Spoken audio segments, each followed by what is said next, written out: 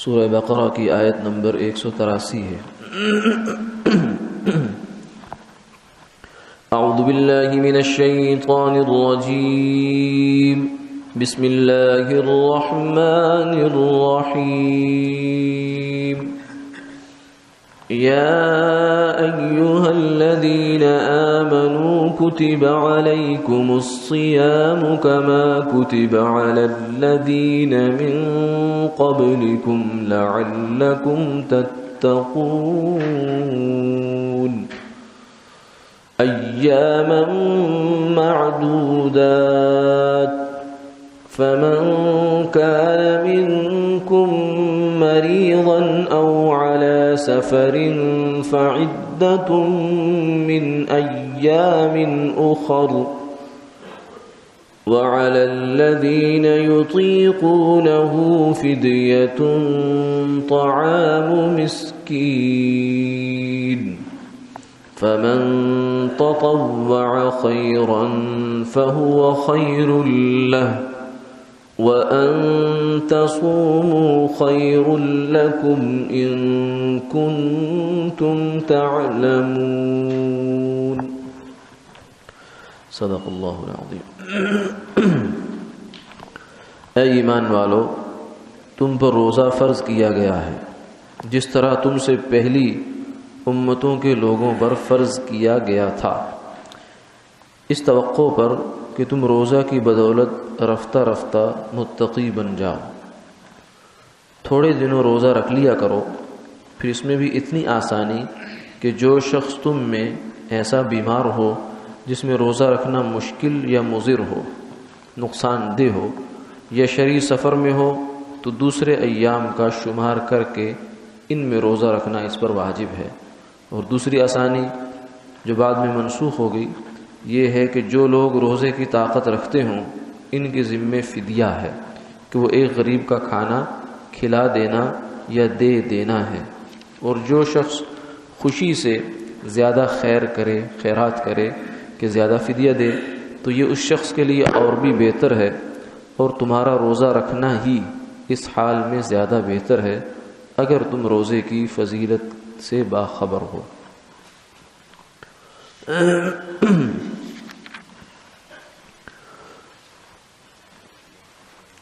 ان آیات میں روزے کے حکم کا بیان ہے۔ روزہ اسلام کے 5 بنیادی ارکان میں سے ایک رکن ہے اور ایک عجیب قسم کی عبادت ہے۔ یہ ایسی عبادت ہے کہ جو سراپا اخلاص ہے، جس میں ریا کا دور دور تک کوئی شائبہ نہیں ہے، کیونکہ ریا یا دکھلاوا اس کام میں ہوتا ہے جو دکھائی دیتا ہے، اس میں ریا ہو سکتی ہے، ریا کا احتمال ہوتا ہے۔ جو چیز دکھائی نہ دے اس کو کون دیکھے گا، کون دکھائے گا؟ تو روزے کی حالت ایسی حالت ہوتی ہے کہ جس کا کوئی کسی کو نظر نہیں آتی، کیونکہ روزہ دار اور بے روز دونوں میں دکھنے میں کوئی فرق نہیں ہوتا۔ جس نے صبح روزہ نہیں رکھا، سحری کھائی ہے، نیت نہیں کی ہے، اور شام تک وہ بھی کچھ نہ کھائے، اور جس نے روزہ رکھا ہے، نیت کر لی ہے، وہ بھی کچھ نہ کھائے، تو ظاہر میں تو دونوں میں کوئی فرق نہیں ہے، مگر ایک روزے سے ہے، دوسرا بے روز ہے۔ تو اس لیے یہ سراپا اخلاص ہے۔ اسی لیے کہ حدیث پاک میں آتا ہے، حدیث قدسی ہے، الصوم لی وانا اجزی بہ، کہ روزہ میرے لیے ہے اور اس کی جزا میں دوں گا۔ یعنی گویا کہ باقی عبادات جتنی بھی ہیں ان کی جزا یا ان کا اجر جو ہے وہ اللہ نے مختلف طریقوں سے بتا دیا کہ نماز کا اتنا ہے، کلمے کا اتنا ہے، زکوٰۃ کا اتنا ہے، حج کا اتنا ہے،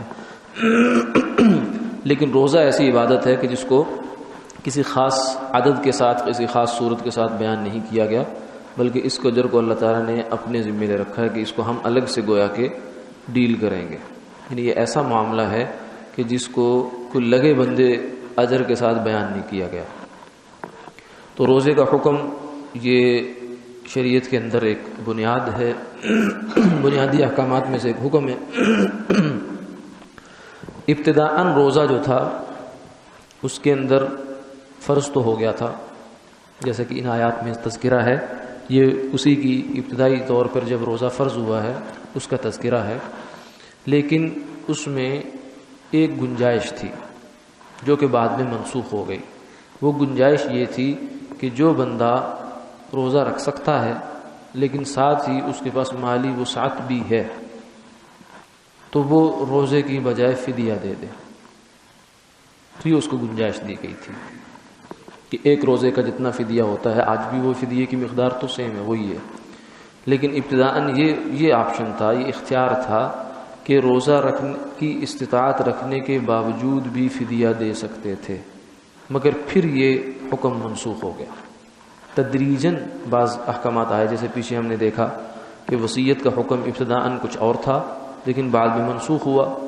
اور اسی طریقے سے روزے کا حکم جو ہے وہ بھی ابتداءً اس میں ایک یہ گنجائش تھی،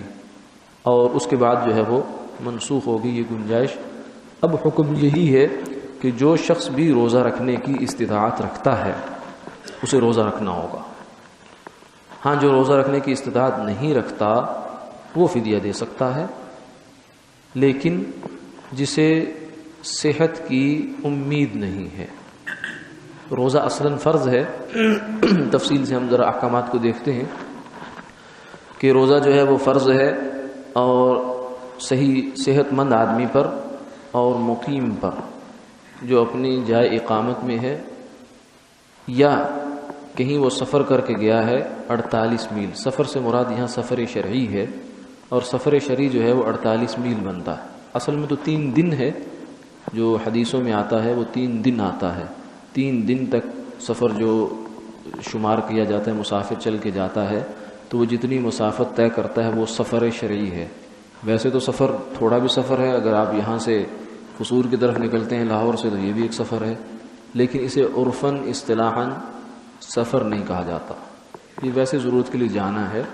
تو تھوڑا سفر نہیں ہے۔ 3 دن پرانے زمانے میں پیدل جو آدمی سفر کیا کرتا تھا اس کی مقدار کے برابر وہ معتبر سفر شرعی ہے، اور اس کا جو اندازہ لگایا گیا تو وہ تقریباً 16 میل ایک دن بنتے ہیں اور 48 میل اس کے بنا کرتے ہیں۔ تو اس کو اگر ہم آج کلومیٹر کے حساب سے اگر اپنا حساب نکالنا چاہیں تو 77 کلومیٹر بنتا ہے۔ تو 77 کلومیٹر کی مسافت جو ہے یہ سفر کے لیے ضروری ہے، اور 77 کلومیٹر کا مطلب یہ ہے کہ آپ جس آبادی سے نکل رہے ہیں، جس آبادی کو آپ چھوڑ رہے ہیں، اس آبادی کے آخری گھر، جہاں وہ آخری گھر ختم ہوتا ہے، متصل چل رہی آبادی، اس سے لے کر اگلی بستی میں جہاں آپ نے جانا ہے اس کا پہلا گھر، اس کا آخری گھر، اس کا پہلا گھر، ان کے درمیان 77 کلومیٹر کی مسافت ہونی چاہیے۔ اگر اس سے کم ہے تو وہ پھر مسافر نہیں ہے۔ مثلا جیسے ہمارے یہاں سے گجرانوالا ہے لاہور سے، تو پہلے کسی زمانے میں وہ بن جایا کرتا تھا، لیکن اب آبادیاں بڑھنے سے دونوں شہروں کی، تو اب جو بیچ کا فاصلہ ہے وہ بہت کم رہ گیا ہے، تو اس لیے اب وہ مسافت سفر پر نہیں بنتا، تو یہ بعض دفعہ تبدیل بھی ہو جایا کرتی ہے، لیکن بنیاد یہی ہے کہ 2 آبادیوں کے درمیان کا جو فاصلہ ہے، ادھر کا پہلا گھر، ادھر کا پہلا اور ادھر کا آخری گھر نکلنے والے کا، وہ اگر 77 کلومیٹر بنتا ہے تو یہ سفر شرعی ہے۔ اب اس سفر کے ساتھ کچھ احکامات وابستہ ہیں، نماز میں تخفیف ہو جایا کرتی ہے، اور موزوں کے مسح پر تخفیف ہو جاتی ہے۔ عام حالات میں آپ موزوں پر ایک دن 24 گھنٹے مسح کر سکتے ہیں، اس سے زیادہ نہیں کر سکتے، اور سفر میں 3 دن کی گنجائش مل جایا کرتی ہے، اور اسی تخفیف میں سے ایک تخفیف جو ہے وہ روزے میں مل جاتی ہے۔ مسافر آدمی اس کو روزے میں تخفیف ہوتی ہے، اگر وہ روزہ نہ رکھنا چاہے حالت سفر میں تو گنجائش ہے اس کو، لیکن یہ گنجائش ملے گی تب جب وہ سحری کے وقت میں مسافر ہو۔ اگر سحری کے وقت میں مقیم ہے، روزہ بند ہو گیا، روزے کا ٹائم ختم ہو گیا، اب وہ سفر پر نکل رہا ہے، تو اب اس کو یہ گنجائش حاصل نہیں ہے۔ تو سحری کے وقت میں جو مسافر ہے اس وقت میں اس کو گنجائش حاصل ہے کہ وہ اگر روزہ نہ رکھنا چاہے تو نہ رکھے، اس کو شریعت کی جانب سے گنجائش ہے۔ اور اسی طریقے سے ایک بندہ مریض ہے، کیونکہ سفر مشقت کی چیز ہے اس لیے شریعت نے اس میں رخصت دے دی، مریض ہے، بیمار ہے، روزہ رکھنا چاہے تو رکھے، اگر اپنے اندر طاقت پاتا ہے تو رکھ سکتا ہے، لیکن اگر وہ سمجھتا ہے کہ روزہ مجھے نقصان دے گا، دوائی ایسی ہے، بیماری ایسی ہے کہ مریض، ڈاکٹر نے، طبیب نے، مسلمان طبیب جو روزے کی اہمیت سے بھی واقف ہے اور صحت کی اہمیت سے بھی واقف ہے، یہ دو چیزیں ضروری ہیں۔ ایسا نہ ہو کہ روزے کی اہمیت نہیں جانتا، صحت کی اہمیت اس کی نظر زیادہ ہے، ایسا بھی نہ ہو کہ روزے کی اہمیت زیادہ ہے اور صحت کی نہیں ہے۔ تو طبیب مسلمان وہ ہے جو دونوں چیزوں کی اہمیت جانتا ہے، تو اس کی رائے اگر ہے کہ آپ روزہ نہ رکھیں تو مریض کو گنجائش ہے کہ وہ روزہ چھوڑ سکتا ہے۔ تو یہ دونوں روزے چھوڑیں گے، اور اس کے بعد جب ان کو صحت مل جائے گی، مسافر مقیم ہو جائے گا، جگہ پر پہنچ جائے گا، اور مریض جو ہے اللہ اس کو صحت عطا فرمائیں گے، تو اس کے بعد اب ان روزوں کی قضا کرنی ہوگی۔ رمضان گزر جائے گا اور اس کے بعد کے دنوں میں قضا کرنی ہوگی، کبھی بھی ہو سکتی ہے۔ اسی طریقے سے جو کوئی عورت جو ہے اس عذر سے ہے، ناپاکی کے ایام ہوتے ہیں، تو اس میں بھی روزے نہیں رکھیں گی، ان روزوں کی بعد میں قضا ہوگی۔ تو یہ عذر ہیں جن میں روزہ ساقط ہو جایا کرتا ہے، تھوڑا ڈیلے ہو جایا کرتا ہے، تو اسی کو فرمایا گیا ایام معدودات، یہ چند دن کے روزے ہیں، آگے اس کی تفصیل آئے گی، رمضان کا مہینہ ہے۔ تو ان میں سے جو آدمی مریض ہے یا مسافر ہے تو پھر وہ گنتی دوسرے دنوں میں جا کر پوری کر لے۔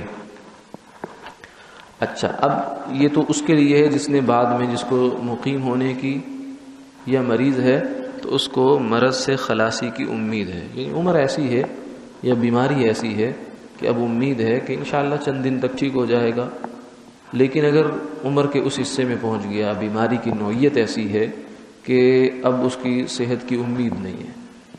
یا کم سے کم اتنی صحت کی امید نہیں ہے کہ اس میں روزہ رکھ سکے، سال کے چھوٹے دنوں میں، ٹھنڈے دنوں میں بھی روزہ نہیں رکھ سکتا وہ آدمی، تو اس کے لیے پھر حکم یہ ہوتا ہے کہ وہ فدیہ دے دے، زندگی میں ہی فدیہ دے دے۔ ابھی موجود ہے، رمضان موجود ہے، رمضان کا چاند نکل آیا تو پورے رمضان کا فدیہ دے سکتا، رمضان سے پہلے نہیں، رمضان کا چاند نکل آئے تو ایسا بندہ پورے رمضان کا فدیہ دے سکتا ہے۔ لیکن اگر اللہ کی جانب سے صحت مل گئی، فدیہ دے دیا، صحت مل گئی ہے، تو اب وہ فدیہ کل عدم ہو جائے گا، اب اس کو دوبارہ روزے رکھنے پڑیں گے۔ لیکن اگر نہیں ہے تو پھر فدیہ ہی اس کا روزے کے قائم مقام ہو جائے گا، اور فدیے کی مقدار جو ہوتی ہے وہ 2.25 کلو گندم، یہ اس کی قیمت ہے رمضان المبارک میں، تو اس کی جو موجودہ قیمت اس وقت کی ہوتی ہے وہ دیکھی جاتی ہے، اور اس کے لیے جو حساب لگایا جاتا ہے تو اس کو جو اس کی پرچون کا ریٹ نکال کر اس کا حساب لگا کر پھر بتایا جاتا ہے کہ یہ اس وقت ریٹ چل رہا ہے۔ تو ایک روزے کا 2.25 کلو گندم کے برابر فدیہ دینا یہ ضروری ہوتا ہے۔ یہی مقدار صدقۃ الفطر کی بھی ہے، جو فطرانہ جسے کہتے ہیں، صدقۃ الفطر کہتے ہیں، اس کی مقدار بھی یہی ہے۔ تو یہ روزے کے بارے میں جو مختصر قسم کے احکامات ہیں، فرمایا کہ ایک روزے کا ایک جو ہے فدیہ ہے اور 2.25 کلو گندم ہے، لیکن اگر کوئی زیادہ دیتا ہے تو ٹھیک ہے، اس کے لیے گنجائش ہے، وَأَن تَصُومُوا فَمَن تَطَوَّعَ خَيْرًا فَهُوَ خَيْرٌ لَّهُ، جو زیادہ دیتا ہے اس کے لیے، وہ اپنے لیے اور زیادہ ذخیرہ جمع کر رہا ہے۔ باقی یہ چونکہ یہ حکم تھا، اس لیے فرمایا کہ روزہ رکھو تو بہتر ہے، یعنی مسافر کے لیے اب بھی یہ حکم ہو سکتا ہے اگر وہ سفر ایسا ہے کہ اس کو روزہ مشقت نہیں دے رہا، اس کو گنجائش تو مل گئی، سفر شرعی پر جا رہا ہے، گیا ہے، وہاں موجود ہے، گنجائش تو اس کو مل گئی، لیکن پھر بھی وہ سمجھتا ہے کہ رمضان ہے، ماحول ہے، بنا ہوا ہے ماحول، اس میں روزہ رکھنا آسان ہے تو رکھ لینا چاہیے، کوئی حرج نہیں، سفر میں روزہ رکھنا گناہ نہیں ہے، بشرطے کہ وہ روزہ اس کو نقصان نہ دے۔ ہاں اگر سفر میں مشقت کا اندیشہ ہے، مثلا سفر بھی ایسا جیسے پرانے زمانے میں ہوا کرتا تھا، تو اس وقت میں مشکل ہو جایا کرتی تھی، اس ایک موقع پر آپ نے یہ بھی فرمایا لیس من البر الصیام فی السفر، کہ سفر میں روزہ رکھنا نیکی نہیں ہے،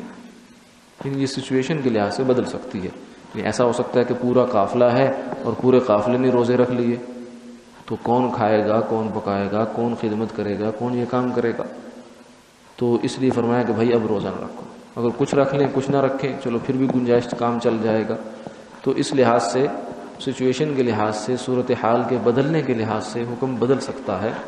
لیکن اگر کیفیت ایسی ہے کہ کوئی حرج نہیں ہے، روزہ کوئی نقصان نہیں دے رہا، تو روزہ رکھنا ہی بہتر ہے۔ تو روزے کے مقاصد میں سے یہ مقصد بھی اللہ تعالیٰ نے بیان فرمایا لعلکم تتقون، کہ اس کی بدولت انسان کو تقوی حاصل ہوتا ہے۔ تقوی ملاک الحسنات ہے، یہ تمام نیکیوں کی جڑ جو ہے وہ تقوی ہے۔ اصل چیز تقوی ہے، جس انسان کو تقوی نصیب ہو گیا اسے سب نیکیاں گویا کہ نصیب ہو گئیں۔ تو اس کا ایک راستہ تقوی ہے۔ کیوں؟ تقوی کیا ہے؟ تقوی دراصل اپنے آپ کو اللہ کی منع کردہ چیزوں سے بچانا ہے۔ نفس چاہے گا، طبیعت چاہے گی، خواہش چاہے گی، لیکن اپنے آپ کو روک لیں۔ تو روزے کے اندر اس کی ایک پریکٹس ہو جاتی ہے، ایک اس کی مشق ہو جاتی ہے کہ انسان باوجود ہے کہ کھانا موجود ہے، سامنے پڑا ہوا ہے، کوئی روک نہیں، کوئی رکاوٹ نہیں، کوئی دیکھ نہیں رہا، تنہائی ہے، پیاس لگ رہی ہے شدید، ٹھنڈا پانی سامنے پڑا ہوا ہے لیکن نہیں پیتا، صرف اس لیے کہ اللہ کا حکم ہے۔ تو یہی تقوی ہے کہ حرام چیز سامنے موجود ہے، نظر آ رہی ہے، اور گناہ سامنے موجود ہے، اس کے اسباب موجود ہیں، لیکن انسان پیچھے ہٹ جاتا ہے کہ اللہ کا حکم ہے، اللہ سے ڈر کر پیچھے ہٹ جاتا ہے۔ تو یہی تقوی ہے۔ روزے میں اس کی مشق ہو جاتی ہے، کیونکہ گناہ انسان سے دو چیزیں کرواتی ہیں، یا شیطان کرواتا ہے یا نفس کرواتا ہے۔ شیطان سے فرمایا نمٹنا وہ تو آسان ہے، وہ تو لا حول ولا قوت الا باللہ پڑھیں گے اس سے بھی بھاگ جاتا ہے، ذکر کریں گے اس سے بھاگ جاتا ہے، اذان ہوتی ہے اس سے بھاگ جاتا ہے، اس کو تو بھگانے کے بہت طریقے ہیں، لیکن نفس جو ہے اس سے نمٹنا قدرے مشکل ہے۔ نفس نہ لا حول سے بھاگتا ہے، نہ نماز سے بھاگتا ہے، اذان سے بھاگتا ہے، نہ ذکر سے بھاگتا ہے، نہ تلاوت سے بھاگتا ہے۔ نفس کو قابو کرنے کا ایک ہی طریقہ ہے مجاہدہ، ریاضت، کہ نفس، اور وہ کیا ہے؟ نفس کی مخالفت، یعنی جائز حدود کے اندر بھی اس کو اپنی حد میں رکھنا۔ ایک چیز کا تقاضا کر رہا ہے کہ یہ کام کرنا ہے، میں نہیں کرنا، تو کون ہوتا ہے میرے سے کروانے والا؟ نہیں کروں گا۔ تو یہ نفس کے ساتھ جو نفس کہے اسی کو مانتے ہوئے چلے جانا، یہ عقل مندی نہیں ہے۔ فرمایا یہ تو والعاجز من اتبع نفسہ ہواہا، کہ بے وقوف آدمی وہ ہے کہ جو نفس کی ہر بات مان کر چل رہا ہے۔ الکیس من دان نفسہ، عقل مند بندہ وہ ہے جو اپنے نفس کو قابو میں رکھتا ہے اور اس کو جو ہے لگام دے کے رکھتا ہے۔ تو اس چیز کی مشق روزے میں بہت اچھی ہوتی ہے کہ جائز چیزوں کی طرف بھی انسان نفس کو نہیں جانے دیتا۔ تو یہی مجاہدہ ہے۔ مجاہدہ اسی لیے کیا جاتا ہے کہ نفس کو ہم جائز کاموں سے روکتے ہیں تاکہ کل کو ناجائز کام میں بڑھنے کی اس کی استعداد جو ہے وہ کم ہو جائے اور ہمارے کنٹرول میں ہو جائے۔ تو یہ روزہ اس کے لیے ایک بہترین چیز ہے، لیکن یہ اسی کے لیے ہوگا جو اس کے مقصد کو سامنے رکھ کر اس پر عمل پیرا ہو۔ اسی لیے حضور نے فرمایا کہ بعض روزے دار ایسے بھی ہیں کہ جو بیچارے صبح سے شام تک سوائے بھوک کے پیاس کے ان کے پاس کچھ نہیں ہوتا، کیونکہ جو روزے کا اصل مقصد تھا نیکی پر چلنا، گناہ سے بچنا، اس کو پہچانے ہی نہیں۔ تو ظاہر ہے کہ رات کو